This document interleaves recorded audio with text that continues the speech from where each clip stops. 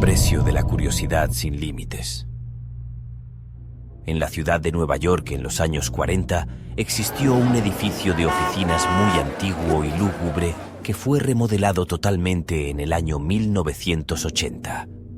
En aquellos años era muy popular porque en él se trataban temas financieros muy importantes.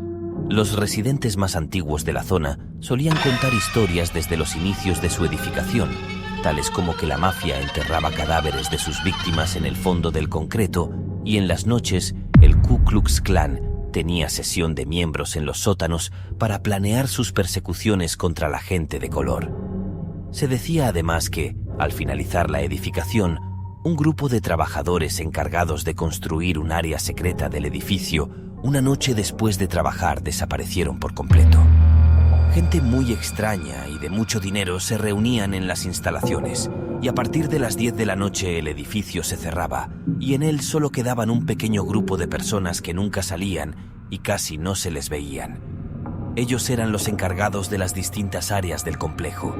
La gente que transitaba por las calles pasada las 11 de la noche escuchaba sonidos que parecían venir del Averno.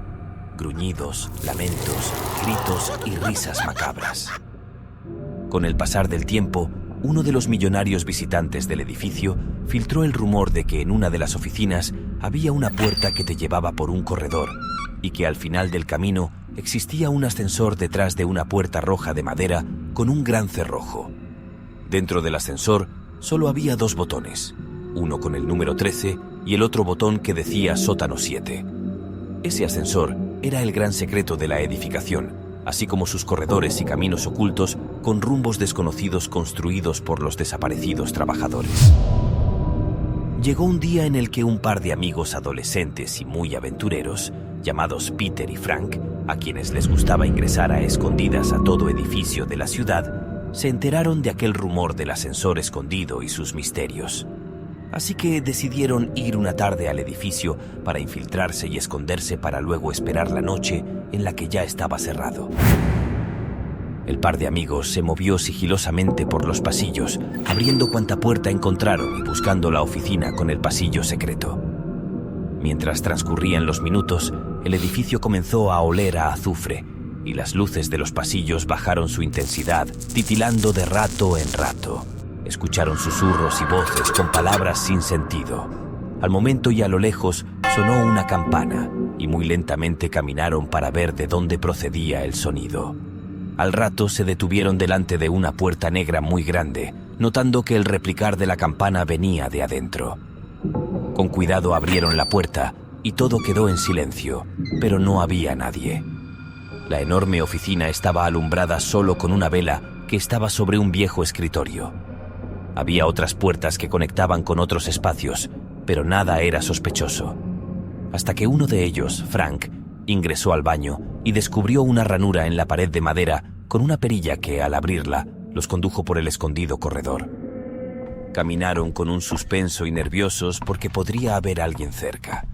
Ese corredor estaba muy húmedo y goteaba agua sucia por los techos. Había un claro olor fétido y la tenue luz hacía ver las paredes desgarradas y llenas de hongos. A pesar de todo, siguieron hasta que encontraron la puerta roja de la que habían oído hablar. No estaba cerrada y más bien se encontraba entreabierta, como si alguien ya hubiera cruzado. La terminaron de abrir y hallaron el ascensor. Al ingresar, lo primero que vieron fueron los 2 botones, y en ese momento debían tomar la decisión de cuál botón apretar.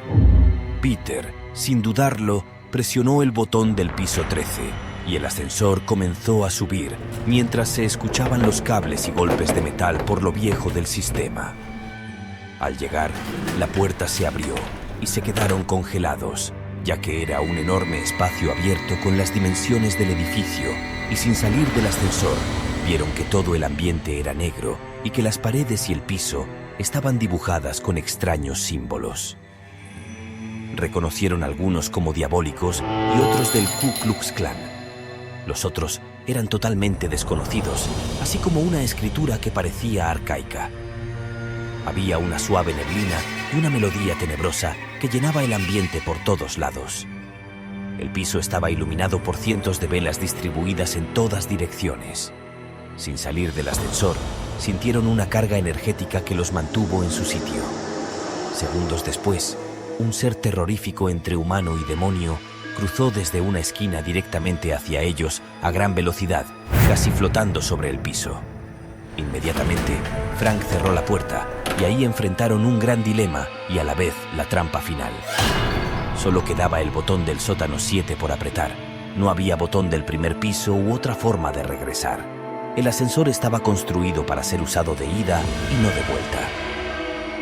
Comenzaron a descender al sótano y mientras bajaban, pensaron que quizás las salidas estarían atravesando cualquiera de los 2 pisos. Así es que, al llegar al sótano, abrieron la puerta y se aventuraron hacia su peor elección. Todo comenzó con una serie de pasadizos llenos de intersecciones en todas direcciones. Este laberinto suponía tener una salida oculta, y todo lo demás te conducía a las tinieblas de una especie de infierno, lleno de miles de seres divididos por grupos o individuales encerrados en jaulas con escenografías propias, viviendo diferentes experiencias repetidamente una y otra vez. Lujuria, gula, vanidad, situaciones abominables y todo tipo de excesos inimaginables. Cada pasaje estaba repleto de estas enormes jaulas. Peter, así como Frank, caminaban horrorizados viendo los escenarios que, a manera de obras teatrales, solo que estos eran tormentos reales ocasionados por estas personas cuando vivían en la sociedad. Minutos después, unos seres demoníacos conocidos como los cenobitas tomaron a Peter y Frank a la fuerza para conducirlos a un escenario que ya tenían preparado para ellos. Uno de los cenobitas les dijo: «Los estábamos esperando. Está escrito que sus excesos y extrema curiosidad los traerían. Jugaron con las barreras de lo prohibido y las cruzaron, pero no estarán solos». Y en el momento en que enfrentaron delante su extraño y oscuro escenario, notaron en él a 2 mujeres horrorosas. Uno de estos cenobitas les dijo a ambos que todas sus depravaciones y perversiones sexuales serían cumplidas por ellas, estando encadenados a sus pieles para toda la eternidad. Instantes después, fueron arrojados dentro, y uno de estos demonios derritió la cerradura con su mano, uniendo el metal para evitar toda posibilidad de escape. Los gritos de Peter y Frank se unieron a los miles de lamentos de todos los seres que residían ahí. La moraleja de este cuento es que, a menudo, la búsqueda de lo desconocido y la tentación de lo prohibido pueden llevarnos por caminos oscuros y peligrosos.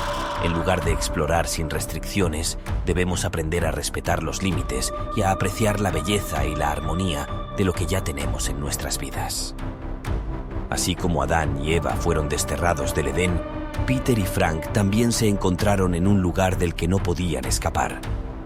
La lección es que, en nuestra búsqueda de conocimiento y experiencia, debemos ser conscientes de las consecuencias y reconocer que a veces lo prohibido lo es por una razón.